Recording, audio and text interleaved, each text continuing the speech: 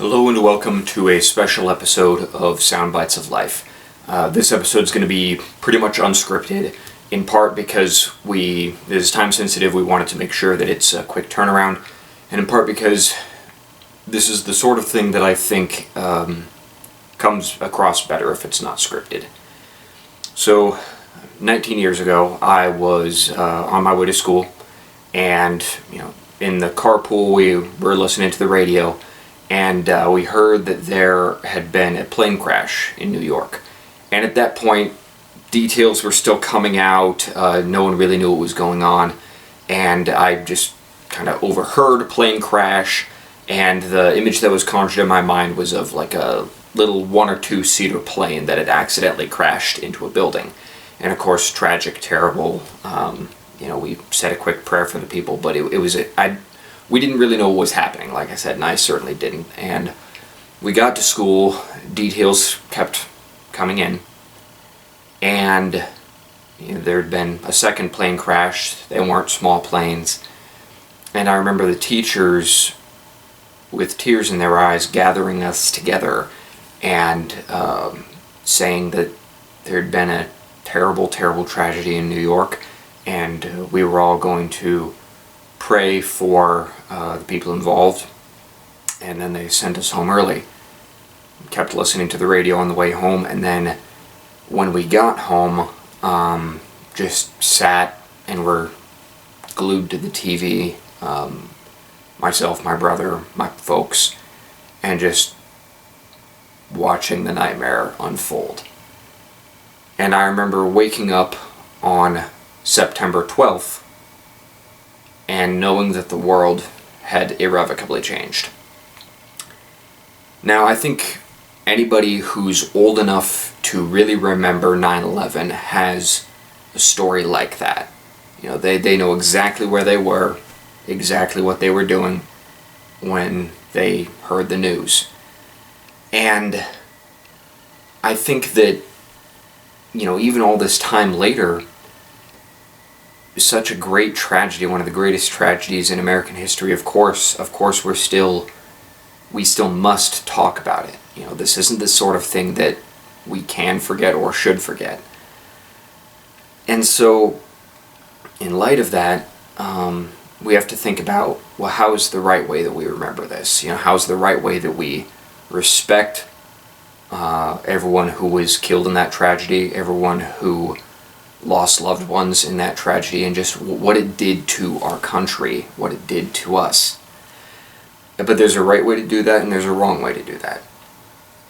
Suppose that you had a family member who passed away, and I were to come up to you and say, well, you had a family member who passed away, but think about all the thousands of people who lost family members in 9/11. Shouldn't you care more about that? That would be a wildly inappropriate thing to say. You would be probably rightly furious at me for saying something like that. That would be disrespectful not only to you and to your loss and to the family member of yours who died, but frankly, that would also be disrespectful to everyone who died in 9/11 and to all the people who lost family then. Because we would be reducing their lives to just a numbers game. Just to say that the only thing that matters in a tragedy is the scale. So more people died in 9/11 than your family member who died, therefore it's a higher scale. It's intensely disrespectful of your tragedy and of the great evil that happened on 9/11.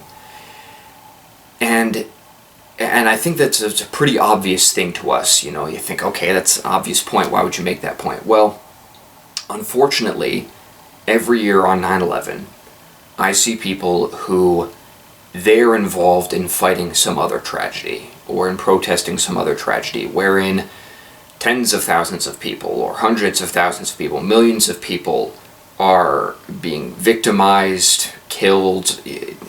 These evil, tragic things are happening to them on a grand scale.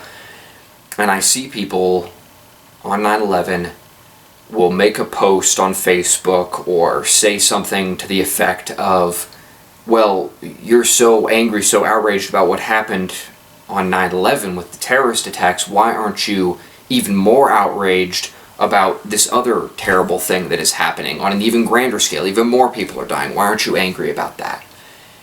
And it's the same principle as before. It's wrong. It is disrespectful of the people who died in 9/11, and it's also disrespectful of the people who are being victimized, who are being killed in this other tragedy that you could be talking about, whether you're talking about a war or a genocide that's happening overseas, or any number of different things that are happening. It's disrespectful of both, because again, it's just reducing human lives to numbers, and we can't do that. Tragedy isn't math. Tragedy is the loss of innocent human life, and there's no point in discussing scale with that.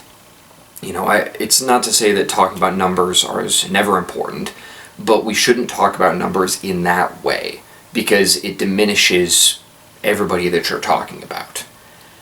And unfortunately, I have sometimes seen some very well-meaning pro-lifers who are fed up with the apathy, fed up with people not seeming to care about all of the innocent human lives that are being lost every year, every day, to abortion.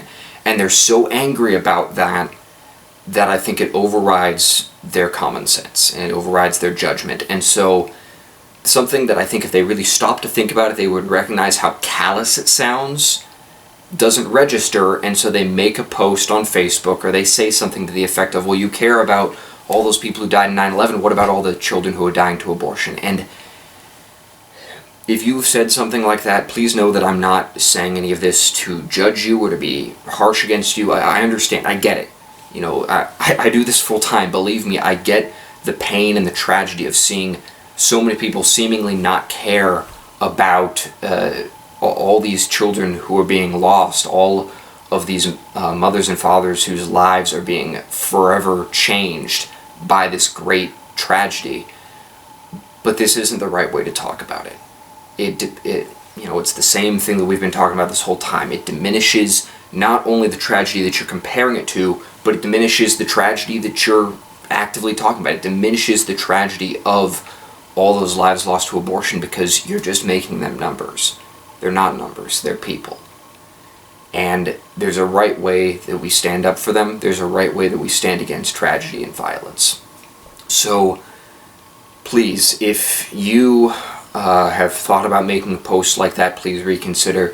And if you see somebody else who makes a post or makes a statement like that, please, in all charity and gentleness, reach out and correct that person. Say to them, I get it. I get that you're angry about this. I understand. I'm angry about it too. But this isn't helping. This isn't helping anybody. And if we say things like that, it just makes us look callous. It makes it look like the only people we care about are these unborn lives, and that we don't care about any of these other tragedies. And that's not true. Our hearts are big enough to feel grief for so many different tragedies. There's any loss of an innocent life is a terrible thing, and we should feel the grief of that.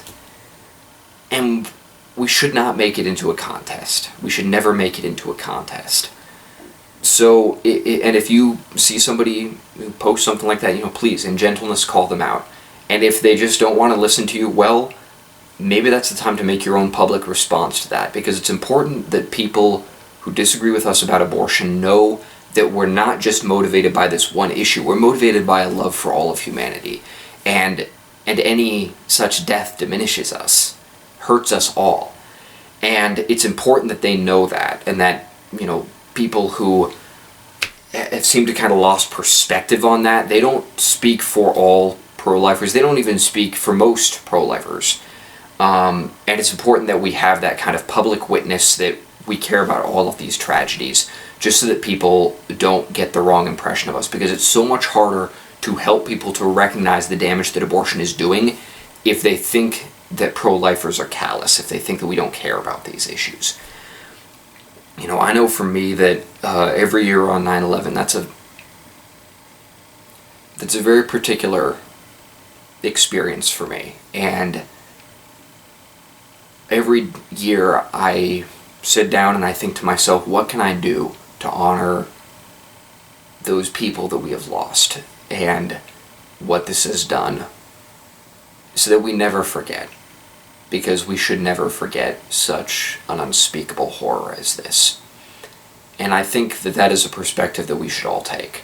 You know, what can I do today to honor those lives lost? What can I do today to respectfully show what it is to still find compassion and to love other people and to do the right thing even in the wake of a tragedy that has left such a scar on this country. And I hope that you can all join me in making sure that we continue to honor them, continue to remember them, and continue to always try to make the world a better place now than it was 19 years ago. So, yeah, I don't really have a lot else to say on that. Our regular content, we have some other videos that are backlogged at this point that we will be issuing at different points. We'll resume regular content kind of in the following weeks, but I just wanted to make sure that kind of shared this perspective, because unfortunately I don't see this happen very often where people make posts like this, but I do still see it happen, and I think it's important that we call each other out on this and correct each other's perspective with this, so that we can have a healthier sense of what it means to grieve properly.